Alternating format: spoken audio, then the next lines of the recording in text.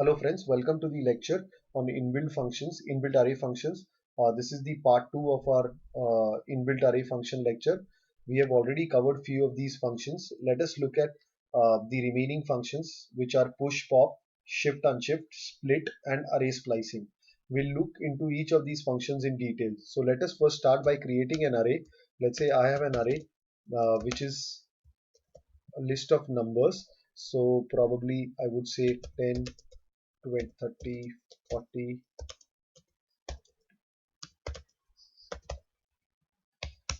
Now we'll apply each of these functions to this particular list. So let's say now we'll do a push. As the name suggests, we are actually adding an element into the existing array. So push, and we'll just add 100 to the array. Now what we'll do is we'll print our array here. We'll again print the array using data dumper. So we'll quickly import the module and here we'll say pushed array comma dumper @arr. So let's execute this particular array. Now you can see push has added, one second, just say push. Now push has added the element at the end of the array. The 100 which was being pushed into the array, you can see it right here at the bottom. So we'll quickly make a comment saying push adds element at the end of an array. So with push we'll look at pop now. So pop removes an element, as the name suggests, it pops out an element. So again we would say pop and @arr. We don't need to specify anything, as this would actually pop an element for us, and we'll take this element in, say, pop underscore element, and we would go ahead and simply print this element. Print popped element. This would be $pop element. Let's go ahead and execute this program and see what the output would look like. Oops, I have not defined this element. So the element which we had added or we had pushed into the array is now being popped. So pop again removes the element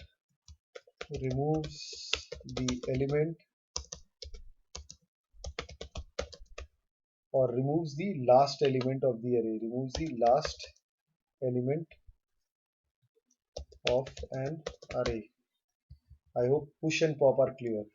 Similarly, we can go ahead and check for shift and unshift functions. So basically the way we have used push and pop, these are shift and unshift are similar to push and pop. The only difference is that these functions add and delete elements from the start of the array or from the beginning of the array. So first let's consider unshift function. Again we are doing the same thing, so I'll simply copy this particular stuff here and I'll paste it here. Instead of push, I would say unshift. Unshift what? The element value, that is 100, in @array, and we'll go ahead and print it.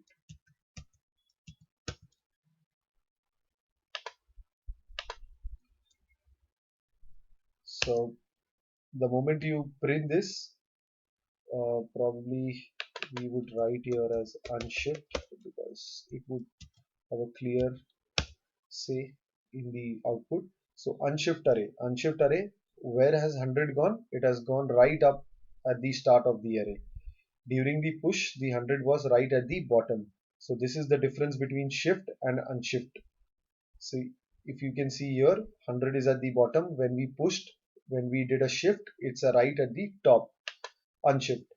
Now similarly, for shifting the element, shift means pop the element from the start of the array. So I would say shift and @array, get the element in $shift underscore element. Go ahead and print this. So I would say print. Here we can have shifted element.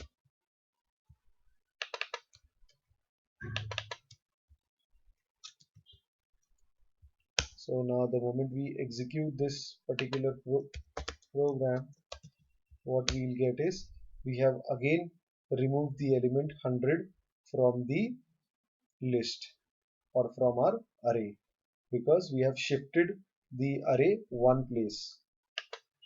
So now I think shift, pop, unshift and push are pretty much clear. We look at split function. Now split is basically, let's say I have a string $str which is hi, this is a string, convert it into an array. Let's use split function on this particular string. Now what will happen is, the moment I use split and I need to specify the delimiter that we need to split with, so I would simply say split $str with space as the delimiter. I think we have to do it like this. And what we'll do is we'll capture the output or we in an array, because it's going to split and give us each and every entity without a space. So let's take this as @new array, and we'll go ahead and print this, print new array dumper.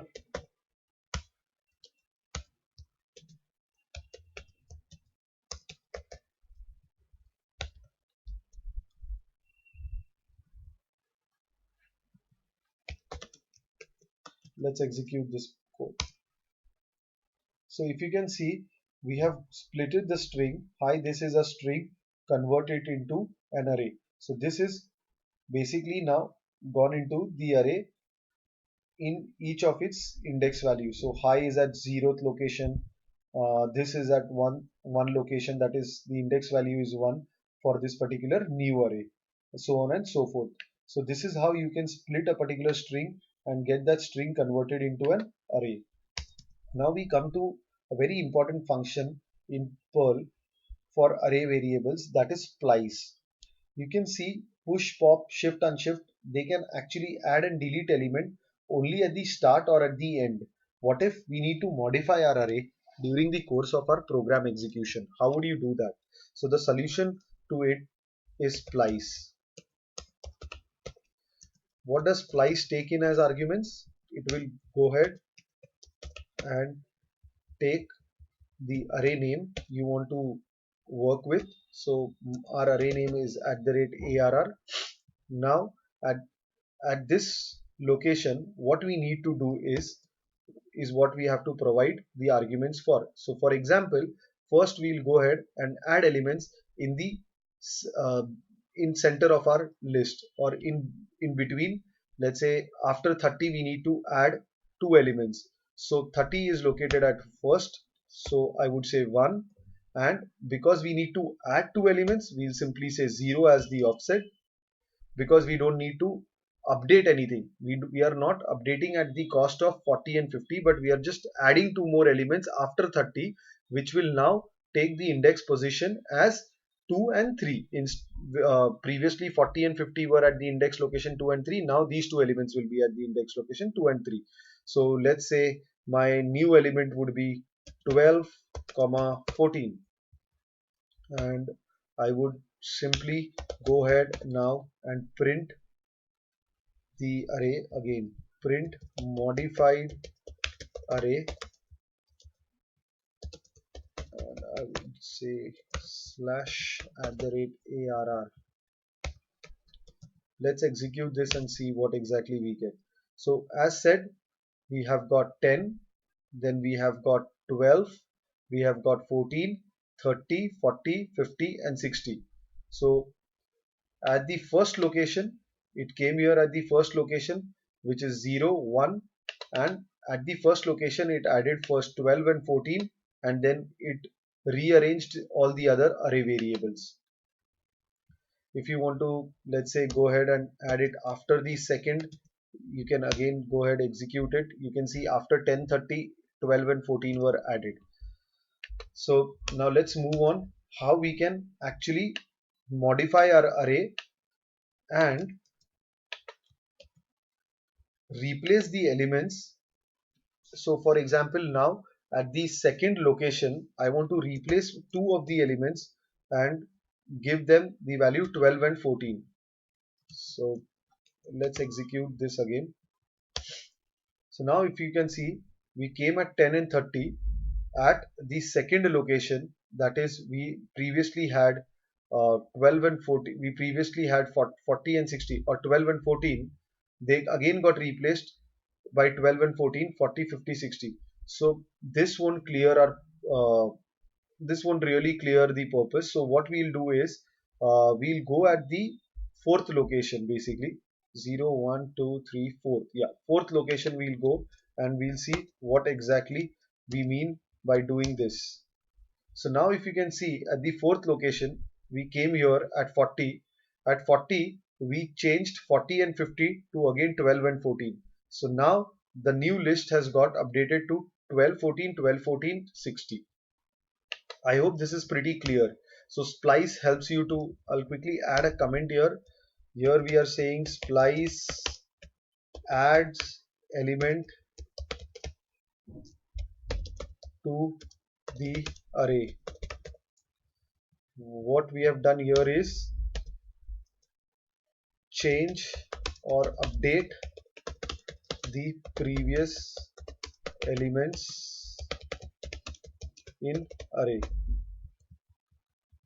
Now we have added also, we have modified the array by passing two other variables or two other elements. Now what we can do is we need to delete few of the elements inside the array. So what we'll do is we'll do a splice, we'll call the splice function, and we'll change few of the offsets. Now what we need to do is, let's say if at the fourth location I need to delete two elements, so I have specified the offset as well as the length, and we'll go ahead and again print the array back.